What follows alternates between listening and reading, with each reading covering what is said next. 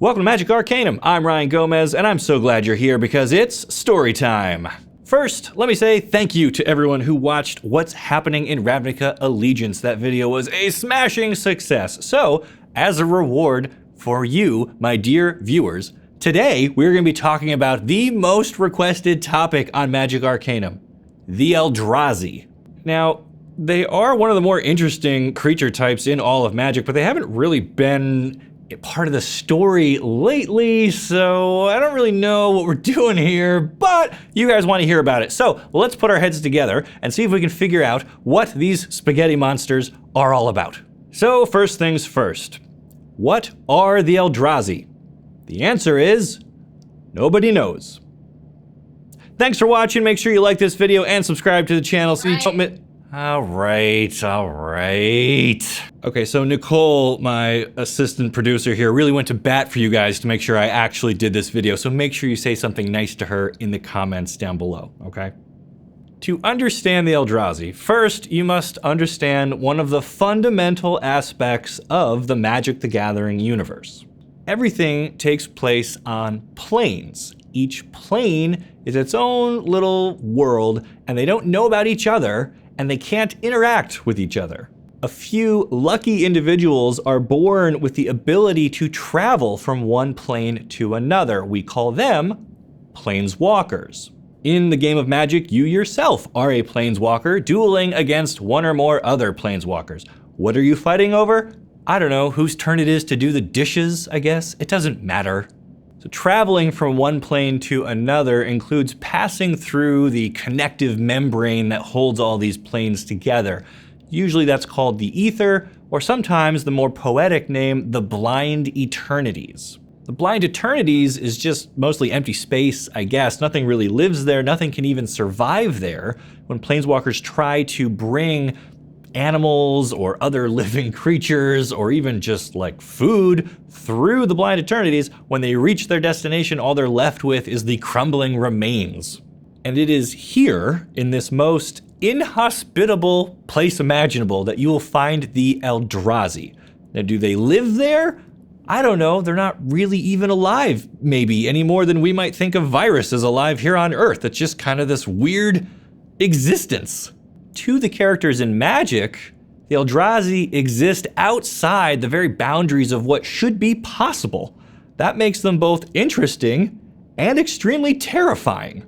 From this position in the Blind Eternities, the Eldrazi can visit a plane, but when they do, it's not their entire self that reaches the plane, okay? A lot of it stays in the Blind Eternities. Think of it like this. You are a fish in a pond. That's your plane. All you know is life in this pond, right? And then suddenly one day, through the water comes a man's hand trying to make a grab at you. To you, little fish, this hand is the whole threat, right? You don't even recognize there's a whole human attached to it standing on the shore of your pond. And even if you bite at the hand and make it recoil back to the surface, you have not beaten the human. You haven't even hurt him that much, really. Your sense of scale is just way, way off. And that is the Eldrazi. There is something else I need to point out here. The Eldrazi are colorless. They exist outside the normal 5 colors of Magic, and their abilities are all over the place as a result. One of their signature mechanics is ingesting cards and sending them to exile, where they can be processed and turned into life gain, Scion tokens, +1/+1 counters, and a whole bunch of other cool abilities. Just want to make this very clear, the Eldrazi are not artifacts, even though they are colorless the same way artifacts are. The Eldrazi are their own special breed of colorlessness. Emrakul, Ulamog, and Kozilek are the 3 Eldrazi titans that we know about. They each have their own brood of smaller, lesser Eldrazi, and all of them have a story that goes back thousands of years. A long time ago, 3 planeswalkers realized the Eldrazi were a threat to life everywhere. They watched them consume plane after plane, and they recognized the Eldrazi live in a state of ceaseless hunger, continually looking for new worlds to take in. Once they have eaten everything a plane has to offer and taken in all of its mana, the plane will break apart, leaving nothing. This is best represented by the mechanic Annihilator, which represents the Eldrazi kind of stripping away everything your opponents have built. It's also a great way to get yourself kicked out of a commander playgroup, Nicole. No. So, Ugin, Sorin, and Nahiri came up with a plan to stop the Eldrazi from destroying any more planes. Now, Ugin was wise enough to realize they could not defeat the Eldrazi outright, but if you could lure them somewhere and imprison them, that would stop them from harming the other planes in the multiverse. This would be like the fish holding the man's hand under the water. You don't really hurt the man this way, but you do prevent him from going and grabbing fish in other ponds. Those three planeswalkers picked Zendikar to be the home of the prison. It had a richness of mana that made it really attractive to the Eldrazi to begin with, and since it was Nahiri's home plane, it had a natural guardian as well. The three worked for 40 years to build a network of hedrons that would bind the Eldrazi to the plane of Zendikar. These are those floaty diamond things that you see in the background on all the cards from the Zendikar block. So, now you know. Nahiri is a lithomancer. She can forge items and weapons out of rock, so she built the hedrons following instructions from Ugin, who then inscribed them with magical runes and got them into position along the ley lines of the plane itself. Ugin, as you may remember, is a dragon. He's the twin brother of Nicol Bolas, and he is colorless, but he is not related to the Eldrazi. Don't let that throw you. And Sorin is a vampire and guardian of the plane of Innistrad. He spent his time kind of split between there and watching the other planes in the multiverse, and he let Ugin and Nahiri know when the Eldrazi were getting close to Zendikar. When they arrived, the fireworks really started. All three Eldrazi Titans showed up, drawn to Zendikar, and its rich mana further amplified through the hedrons to act as a beacon. Once they were in place, the Planeswalkers sprung their trap. The entire hedron grid could be activated from a nexus point that they called the Eye of Ugin. This crucial room was protected by a mystical lock that could only be opened in the presence of three Planeswalkers. That bit is important. The trap worked, and the three Eldrazi Titans were frozen in the remote mountains of Zendikar. With the Eldrazi sealed away, Ugin and Sorin left to go about their business and put Nahiri in charge of guarding things. They promised to return should the Eldrazi ever escape, and once again, that bit is important. The prison on Zendikar held for a while, but they underestimated the impact the frozen Eldrazi would have. Even in stasis, they managed to subtly warp the minds of some of the locals there on Zendikar, who eventually started a ritual to loosen the bonds of the hedrons. And when Nahiri discovered this, she sent out a distress call to Ugin and Sorin, but they did not return as promised. So Nahiri had to repair the damage herself, and she did, but in the chaos, Zendikar wound up with its first brood of vampires, in case that comes up at your local magic trivia night. With the prison repaired, Nahiri set off to find Sorin and ask him why he did not come back to help and hold up his end of the promise. Sorin was tending to business on Innistrad and didn't really care enough to go back to Zendikar. When Nahiri called him out on that, he sealed her away inside the Hell Vault. This was another type of prison designed to hold demons and horrible things on the plane of Innistrad, and the more I think about it, maybe Sorin learned a thing or two from Ugin. I mean, the Hell Vault even kind of looks like one of the hedrons, right? Now we're getting too far into the story of Sorin and Innistrad. I don't want to spend a lot of time here. I just wanted to set the stage for what happens next on Zendikar, because it is unguarded while Nahiri is trapped in a prison elsewhere. Through a convoluted series of events orchestrated by Nicol Bolas, three other Planeswalkers wound up on Zendikar at the Eye of Ugin: Sarkhan, Chandra, and Jace. Now, I don't have time in this video to explain what the three of them were doing there because, again, we're trying to focus just on the Eldrazi. But do you remember earlier when I said the Eye would only open in the presence of three Planeswalkers? So lo and behold, these three unwittingly release the bonds of the Eldrazi and then leave the plane before they even realize what they've actually done. This is all captured in the set Rise of the Eldrazi for anyone keeping track.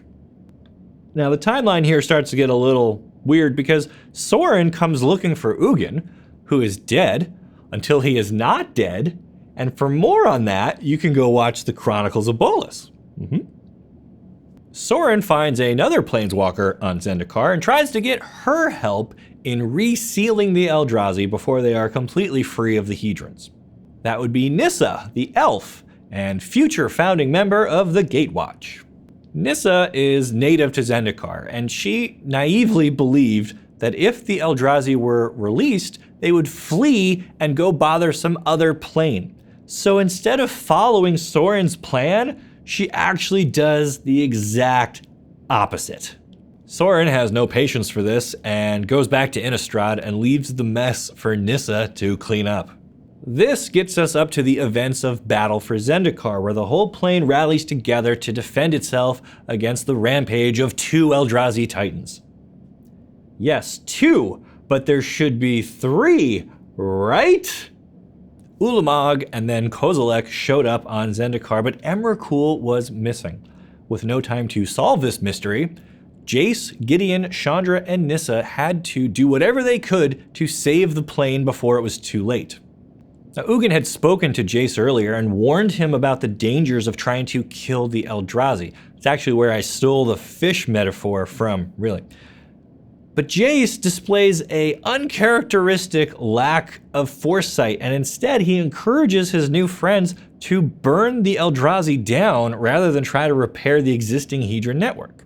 They use a modified containment ring to trap Ulamog and Kozilek, and then Nissa channels a bunch of mana into Chandra, who casts the biggest fireball we've seen since Alpha. There was much rejoicing among the Gatewatch, and probably much face-palming among Ugin, but the story of the Eldrazi is not done. Oh, and I know somebody in the comments is going to mention that Obnixilis and Kiora were both here and involved somehow, but they are not Eldrazi, so skip. Back over on Innistrad, Nahiri had gotten out of the Hell Vault when the whole thing was broken open to release Griselbrand. Liliana had wanted to kill him, but that is also not related to the Eldrazi, so skip. Nahiri was still furious at Sorin, especially when she checked back in at Zendikar and found that the Eldrazi had been fully released, so she decided to give the vampire a taste of his own medicine. Nahiri began creating cryptoliths all over Innistrad. They focused the plane's mana much in the same way the Hedrons did back on Zendikar. That attracted the attention of Emrakul, and that brings us to the set Shadows over Innistrad. Emrakul began twisting the inhabitants of Innistrad, which once again drew out the involvement of the Gatewatch. Jace, in particular, wanted to unravel the mysteries of Innistrad, so he teamed up with another planeswalker named Tamiyo. Tamiyo is from, oh boy, Kamigawa. Yes, I've seen that episode of Pretty Decent too. And no, I don't know when the next one's coming out. I'm sorry. I'll let you know as soon as I do, though. Anyway, Tamiyo was on Innistrad to study its fabulous moon, which is believed to be made out of silver, and that bit could be important? Jace and Tamiyo find Emrakul, who had been summoned to Innistrad through Nahiri's machinations, so they reach out to the rest of the Gatewatch to help, once again, rescue the plane. Now remember, at this point, the Gatewatch is only 4 members. It's Nissa, Gideon, Chandra, and Jace. Tamiyo is there, but she's only an observer. She refuses to get involved.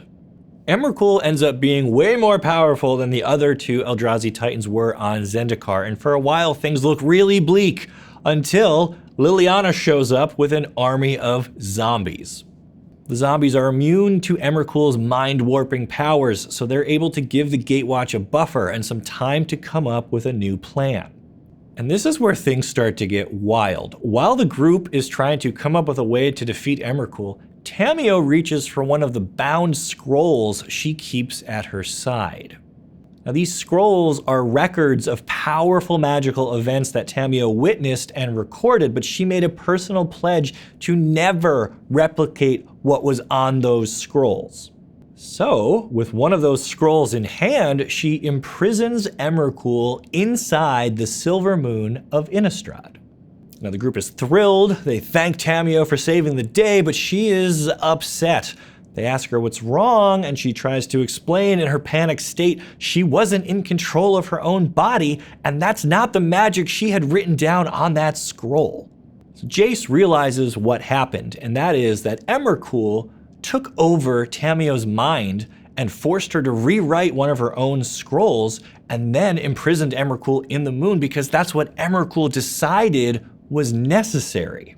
So in other words, the Gatewatch did not defeat Emrakul. She trapped herself in the moon, and we do not know why. So that's why, back at the beginning of the video, I jokingly said nobody knows what the Eldrazi are really all about. But that's true. They show up and they can devour a whole plane like a mindless vacuum cleaner, but then they also demonstrate immense foresight when they deliberately take themselves out of a fight on a plane that they know they have no business being on. Emrakul realized something was wrong. She realized the other Titans were not there with her, and she realized that Innistrad was not ready for her. I mean, this is the best insight we have into what the Eldrazi actually do, and it is still painfully cryptic. Do they only go after certain specific planes for some reason? Are they part of some interplanar reset button? Emrakul was unwilling to destroy Innistrad because the timing wasn't right, and she is now imprisoned inside Innistrad's silver moon, and silver has some very special properties in the Magic story. Planeswalker Karn, for example, was constructed entirely of silver because that allowed him to travel through time back in the early days of Magic's lore. Could Emrakul use the silver moon as a sort of time travel device? If she could, where would she go? Back in time to save the other two Titans? Or forward in time to when Innistrad is ready to be destroyed and the Gatewatch is not there to stand in her way? Speculating about the motives of something as alien as the Eldrazi is a lot of fun, but we barely scratched the surface here in this video. So leave me a comment down below with your best guess for what these spaghetti monsters are going to be up to next.